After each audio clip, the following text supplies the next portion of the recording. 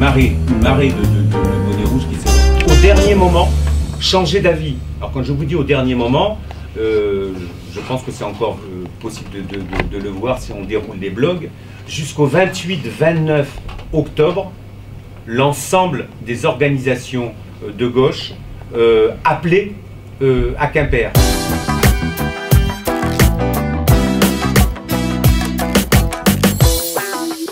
Gérard Guenifet, du NPA, le nouveau parti anticapitaliste, comité de Saint-Nazaire. Nous venons d'organiser un débat assez fourni sur la révolte en Bretagne.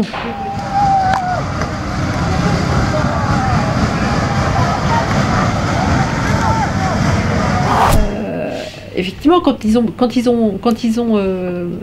les salariés ont appris ça, qu'ils ont déboulé après le 2 dans la sous-préfecture et qu'ils ont pété le portail de la sous-préfecture, celui qui est sorti, c'est le patron qui était à l'intérieur, c'est Sauvager, là, qui est sorti et qui du coup a dit mais vous inquiétez pas, on va demander à Le Foll un rendez-vous avec l'Europe pour la reconstitution et tout va se passer.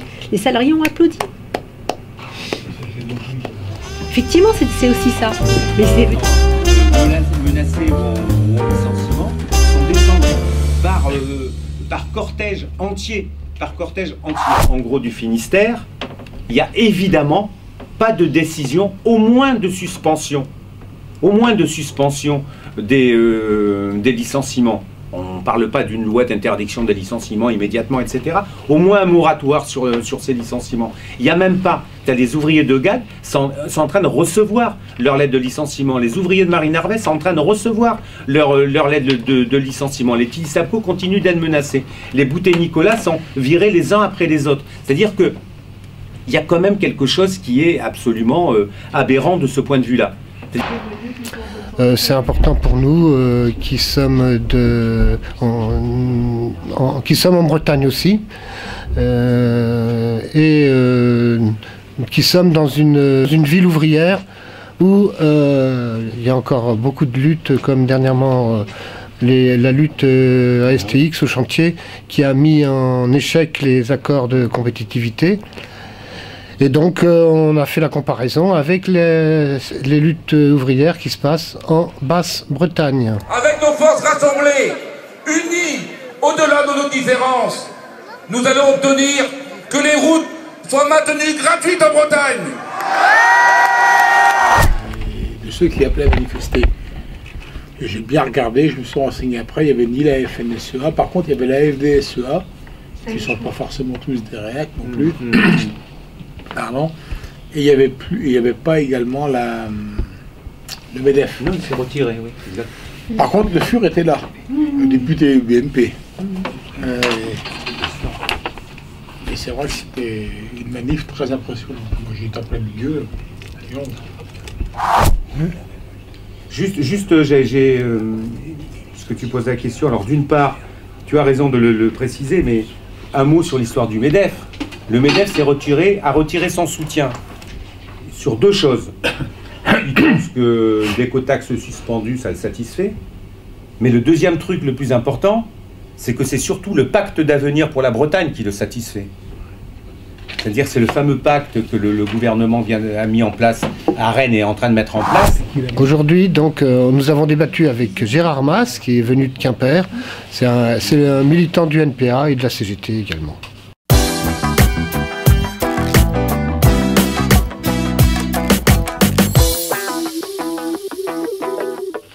Bon, je suis Gérard Mas et je suis militant du NPA à Quimper, qui est Quimper dans le Finistère.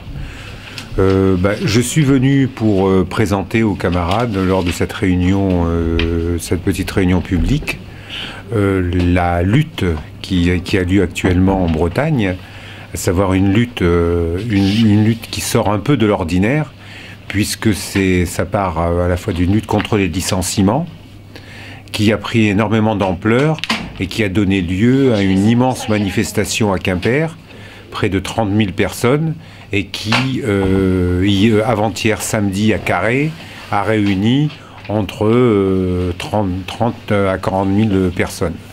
Dans cette lutte, il y a beaucoup d'ouvriers, ce sont des manifestations très populaires, Et c'est constitué, par exemple, lors de la manifestation de Carré, un pôle ouvrier qui lutte, dont le mot d'ordre est vivre, décider et travailler en Bretagne, avec l'interdiction des licenciements. Donc voilà, c'est ce que je suis venu un peu expliquer sur le fait que c'est une lutte qui sort un peu de l'ordinaire, puisqu'elle est à la fois hétéroclite, plurielle, composée d'ouvriers, mais également de petits commerçants, de petits artisans, avec une forte présence aussi régionaliste, c'est-à-dire que l'attachement à la Bretagne, l'attachement au mot d'ordre, vivre et travailler au pays, est quelque chose qui a, on va dire, donné un peu sa colonne vertébrale à cette lutte, et qui fait que les gens se sont retrouvés avec des bonnets rouges. Bon, juste en ce qui concerne les bonnets rouges, ce qu'il faut savoir, c'est que ça relève d'une lutte historique en 1675, où les paysans se sont révoltés contre les taxes dont ils étaient abreuvés à l'époque, contre les seigneurs, et c'est un peu la reprise de ce symbole qui fait qu'on a retrouvé beaucoup bien sûr de bonnets rouges et de drapeaux bretons dans ces luttes, mélangés au drapeau rouge du NPA ou au drapeau des syndicats. Voilà.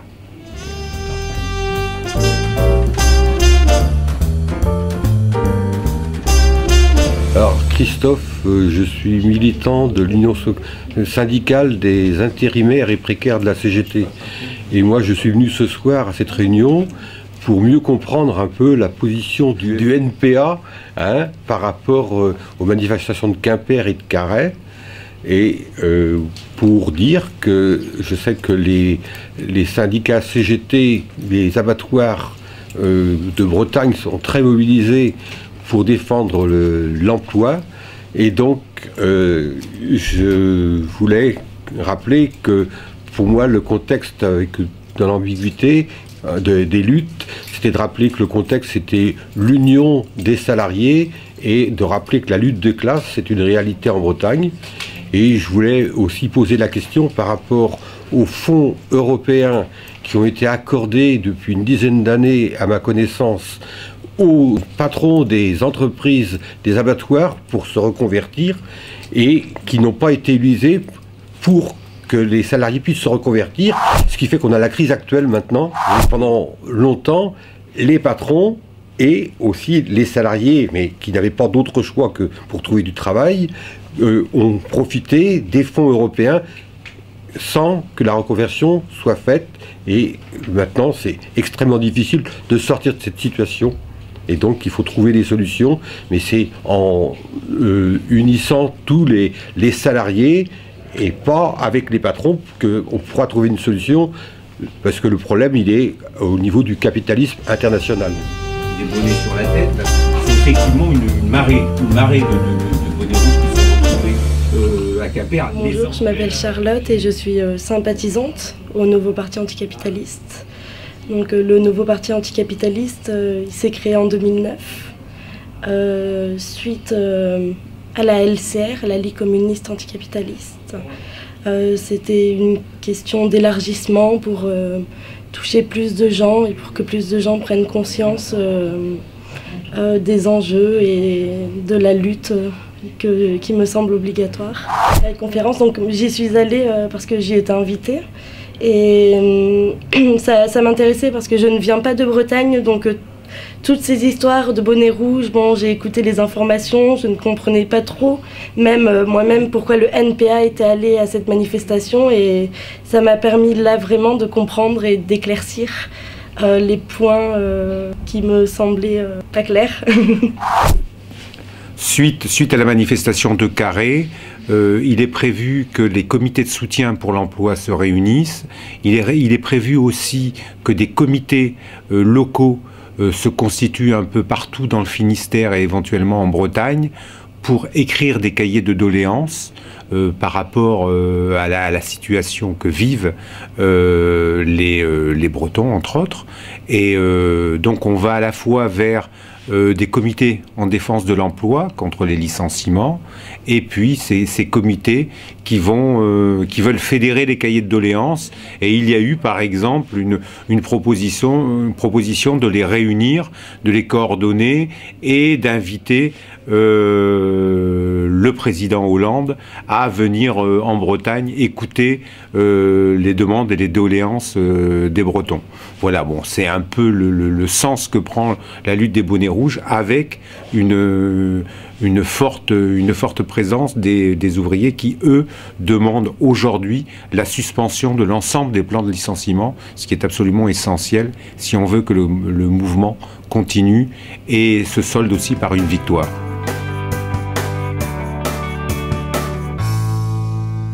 Cette conférence, j'ai trouvé l'ensemble des personnes très attentives. L'idée, c'était d'expliquer, dans la mesure où on dit que c'est un peu une lutte hors du commun, l'intérêt, c'était d'expliquer, de voir d'où venait cette lutte, un peu son histoire. Et à partir de là, je pense qu'il y a eu des questions tout à fait intéressantes, parce que les gens se questionnent, parce que c'est pas comme je l'ai déjà dit, comme c'est pas une lutte chimiquement pure, ça questionne. Quand on est à l'extérieur et qu'on a simplement les médias officiels qui donnent le là, on a besoin de plus d'explications, et c'est un peu l'intérêt de ce genre de réunion, de pouvoir aller jusqu'au bout des choses un peu. Satisfait? Oh oui, moi je suis absolument satisfait quand je rencontre des camarades et qu'on peut échanger sans problème en mettant les choses au point, etc. quoi, bien sûr.